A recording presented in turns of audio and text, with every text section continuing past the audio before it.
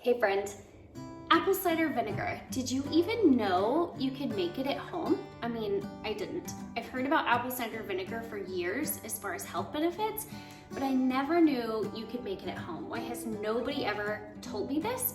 And why have I been wasting money for years when I could have easily made this at home with scraps from my kitchen? So we're gonna chat about why you want to have apple cider vinegar in your home and how easy it is to make it. I'm just gonna show you real fast. Now, one of my favorite things to make in the morning along with my breakfast is cooked apples. My kids love it. Throw a bunch of butter in a hot pan, throw cut up apples in there, add some cinnamon, maybe a little bit of pumpkin spice. It's an amazing addition to breakfast or really any meal. So here are the scraps that I just cut out and piled up. It's apple peels and apple cores. You put all of them in a jar, and then really all you're gonna do is take filtered water and sugar, and you're gonna let it ferment for 2 weeks. So I'm gonna show you how I make it.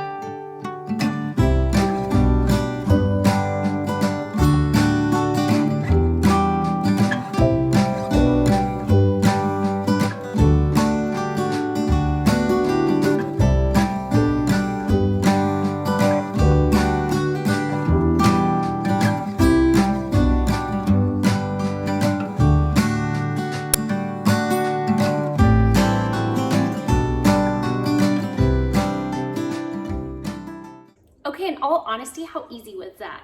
So all I did was I took my scrap apples and I poured sugar water in there. So I did 2 cups of water to 2 tablespoons of organic cane sugar, and I poured it in here. So your water to sugar ratio is gonna be 1:1. You could totally do this with half of a jar. You just have to put something on top to make sure that all the apples stay underneath the water. If they rise above the water and they aren't completely submerged, you could get some molding issues. But if that does happen, you can just scrape it off, take it off, and continue to let it ferment. All you're gonna do is put this in a cool, dark place in your kitchen and leave it for 2 weeks, and then you're gonna have fermented apple cider vinegar. Now here is one I made, I guess about a week and a half ago, so it's almost done. So you can see all of the color, all the stuff is being leached out. You're getting all that goodness. You can see some bubbles. The bubbles are a sign that it is being fermented.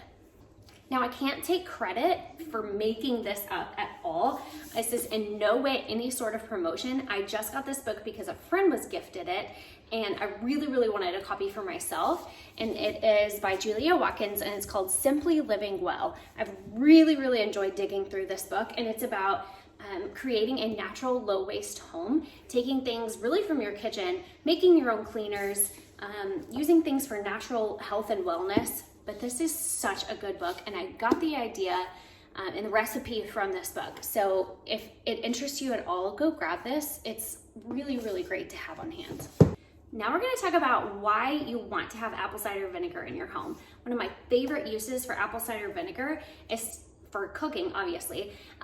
Dressings, I love homemade dressings. You can save a ton of money, especially if you're concerned about the ingredients in your food. Dressings can contain a whole host of yucky ingredients that you don't really want to be eating and putting on top of your salads. The apple cider vinegar is a great thing to have on hand for homemade dressings. You can also use it as a meat tenderizer, so that's really cool. Apple cider vinegar has been a staple in our home for quite a few years as far as natural wellness. It can be used in cleaning, even in your skincare. I don't know if you ever knew that, but it is great for your skin as well. So here are just a few of the health benefits that I found when I did my research. It can improve digestion, It can help lower blood sugar levels. It can totally help with acid reflux. You can apply topically for a whole host of skin issues. It can actually aid in losing weight because it can help boost your metabolism.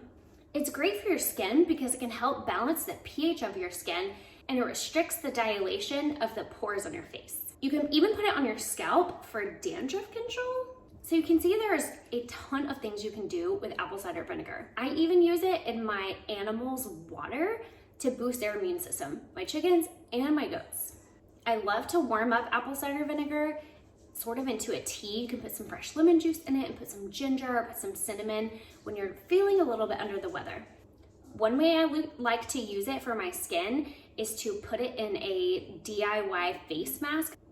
I'll mix it with some bentonite clay and even some activated charcoal and some essential oils and put it on my face for a really great clay face mask. I've even used it in the same way to do an armpit detox. If you've never done an armpit detox, you should research that and totally do it. As you may or may not know, conventional deodorants have a lot of junk in them, so an armpit detox is super beneficial. Now, all you have to do is wait 2 weeks and you can get a quart of your very own apple cider vinegar. Now it may not be too much, but people are usually buying organic apple cider vinegar, which that's what I would recommend anyway, raw organic apple cider vinegar. Conventional apple cider vinegar is going to be heated and pasteurized, which basically means they've heated it and killed all the good beneficial bacteria. And the reason why you're taking apple cider vinegar in the first place is for those good bacteria. Now, I don't mind buying my apple cider vinegar from Azure Standard. I love it. It tastes great. It's been great for me. But why not make it at home yourself using scrap apples that I already had on hand? They would have either gone in the trash or gone into the compost. Use what I already have. It probably costs a few pennies, honestly, to make this. Or really for free, technically, if you have everything on hand. All you have to have is a little bit of patience and about 2 weeks and you're gonna have apple cider vinegar. I hope this was helpful. Have an awesome day.